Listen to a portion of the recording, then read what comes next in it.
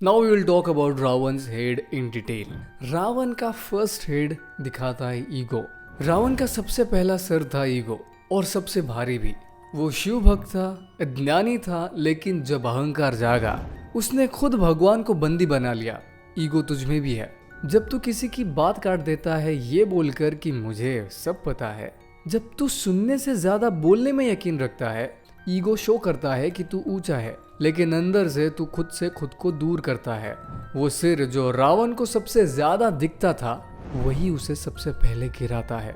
हर बार जब तू मैं बोलता है, सोच क्या बोल रहा है तेरा ईगो। रावण's सेकेंड हेड, लस्ट मतलब काम वासना। रावण को मारा राम ने नहीं, उसकी तृष्णा ने मारा। लस्ट सिर्फ शरीर में भूख नहीं होती, ये कंट्रोल खोने की शुरुआत होती है। जब तू कहता है कि मुझे जो चाहिए अभी चाहिए, वही सिर जगाता है।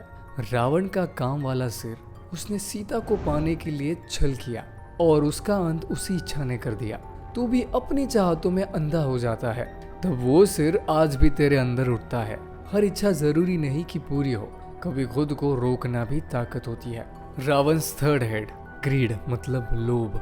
सोने की लंका थी, सब कुछ था, फिर भी रावण को और चाहिए था। वो सिर जो कहता है थोड़ा और चाहिए। तू जब खुश नहीं होता अपनी मेहनत से और दूसरों की चीजें देखकर बेचैन होता है, तब लोभ वाला सिर जगता है। जो मिला है वो छोड़कर जो नहीं मिला उसके पीछे भागना, यही रावण को भी ले डूबा। ग्रीड तुझे भरता नहीं, वो तुझे खाली करता है। रावण's फोर्थ हेड, अटैचमेंट मतलब मोह। मोह वो है जो तुझे अपनों से भी अलग कर देता है। रावण अपने बेटे और भाई से प्यार करता था, लेकिन मोह ने उसकी समझ छीन ली। तू भी जब जानता है कि किसी चीज को छोड़ना चाहिए लेकिन तू छोड़ नहीं पाता, वहाँ मोह उठता है। मोह दिखता है प्यार जैसा, पर अंदर से वो एक जंजीर है। कभी कभी खुद को बचाने के लिए सबसे प्यारी चीज छोड़नी भी पड़ती है। रावण's फिफ्थ हेड, एंगर। क्रोध तेरे अंदर की आग है, जो सही हो तो शक्ति है, गलत हो तो शत्रु। रावण का क्रोधी था जिसने उसे विनाश की ओर खींचा। तू भी जब जवाब नहीं देना चाहता, बस जीतना चाहता है, वो क्रोध बोलता है। हर बार जब तू गुस्से में खुद को खो देता है, रावण का ये सिर तुझ में उठता है। गुस्सा अगर सही दिशा में ले जाए तो शस्त्र है, वरना वही विनाश बन जाता है। रावण सिक्स हेड, एनवी मतलब ईर्ष्या। तेरे पास सब कुछ है, फिर भी तू बेचैन है। क्यों? ईर्ष्या तब आती है जब तू दूसरों की खुशी में अपनी कमी ढूंढता है। इसके पास क्या क्या है और मेरे पास नहीं।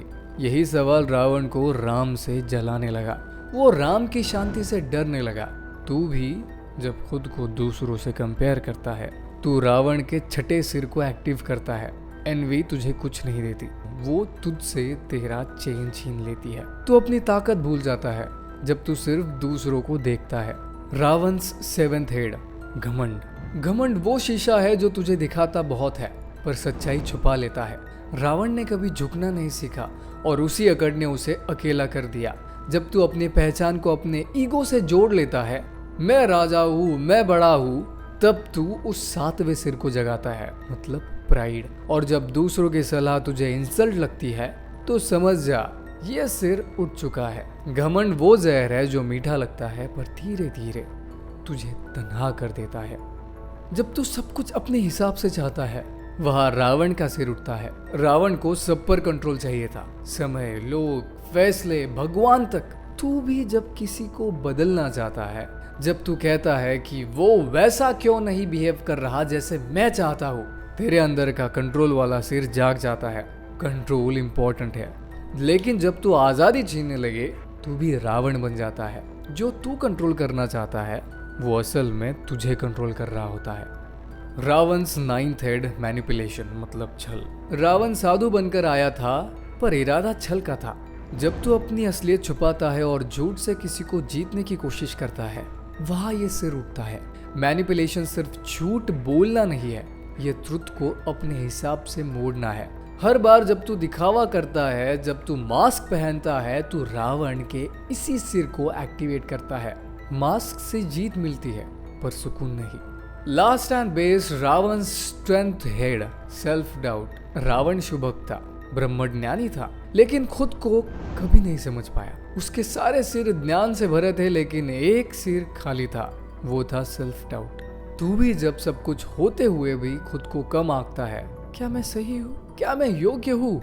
वही रावण का 10वां सिर उठता है। डाउट तुझे तोड़ता नहीं है, लेकिन अगर तू उसका जवाब नहीं खोजे तो खुद को खो देता है। रावण तब नहीं मरा जब राम आया, वो तब मरा जब उसने खुद को समझा नहीं। धन्यवाद।